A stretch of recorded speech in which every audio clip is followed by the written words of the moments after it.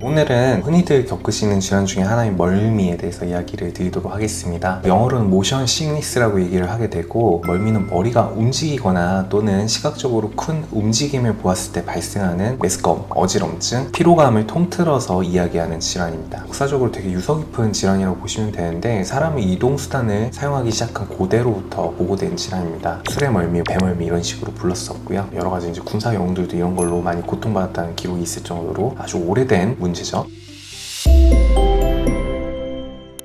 이렇게 멀미를 측정하기 위해서는 이런 것들이 너무 자꾸 지속이 된다면 여러 가지 방법이 있겠지만 대표적으로 세 가지입니다. 멀미에 대한 설문지 증상조사, 그리고 두 번째는 유발을 시켜보는 건데, 회전의자라든지 특정 동작을 통해서 일부러 멀미를 유발해서 어느 정도 증상이 유발되는지 확인해 보시는 방법, 그리고 가장 객관적인 검사는 역시 전정기능 검사겠죠. 균형 감각에 대한 반응이 예민한지 평가를 해서 취약성을 간접적으로 유치를 하게 됩니다. 전정기능 검사를 멀미 환자분들한테 일상적으로 시행하지는 않을 거고요. 이런 멀미로 인해서 직업적으로 문제가 되는 파일럿분들이나 선원분들한테는 수행할 수가 있게 되겠죠. 그럼 멀미에 대한 이제 대처 및 치료법인데, 가장 먼저 해볼 수 있는 행동 전략은 운송수단마다 따로라고 보시면 되겠고요. 일단 자동차입니다. 뒷좌석보다는 앞좌석에 앉으시는 걸 권유드리고 직접 운전하시는 편이 좋습니다. 그래야 움직임에 대해서 더 예측이 빠르고 시각 자극에 비해서 균형 감각의 실제 흔들림이 덜하기 때문에 멀미가 덜한 편이라고 보시면 되고, 시선을 가능한 멀리 봐주셔서 이 시각 자극이 많이 흔들리지 않도록 만들어주는 것이 중요하겠습니다. 배멀미가 심하신 분들은 가쪽보다는 흔들림이 적인 중앙부에 앉으시는 걸 권유드리고요. 시선은 멀리 수평선을 보시는 것을 권고를 드립니다. 그리고 파도가 너무 심하면 가능하면 배를 안 타셔야 되겠죠. 비행기는 마찬가지로 창가 쪽에서 시야가 널리 확보될 수 있는 것을 타시는 게 좋고, 앞좌석의 흔들림이 비교적 덜하기 때문에 멀미가 심한 분들은 가능하면 비행기 앞좌석을 사용하시는 것을 권유를 드립니다. 기차, 버스 마찬가지로 결국 시선이 확보돼야 되기 때문에 창가가 좋고요. 옆방으로 가시게 되면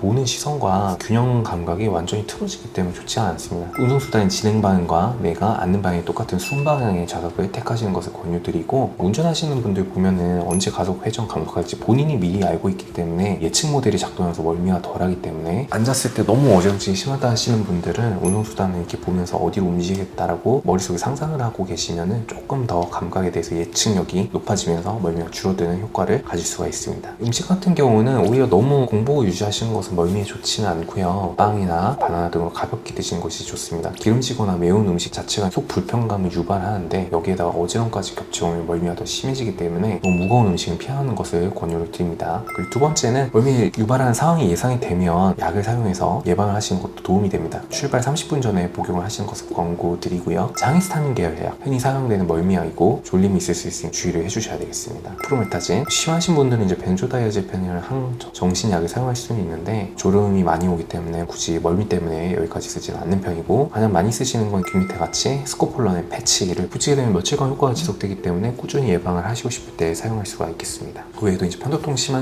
분들은 기본적으로 편도통을 먼저 조절을 하고 가셔야지 멀미가 덜합니다. 가장 효과적인 치료법 중 하나는 어느 어지럼증 질환이나 그렇겠지만 적응 훈련과 재활 치료를 하시는 겁니다. 군인분들이나 우주 비행 등을 하시는 분들에게는 이런 것들이 상습적으로 노출되기 때문에 매번 약을 쓸 수는 없겠죠. 재활 훈련 프로그램을 통해서 반복적으로 몸을 움직이시면 멀미에 대한 내성이 생기십니다. 이런 것들 사실 일반 분들이 하기는 쉽지는 않기 때문에 직업적으로 하시는 분들한테 권유되는 치료고요. 일반 환자분들의 경우는 집에서 가볍게 할 수 있는 균형 재활 운동은 권고드립니다.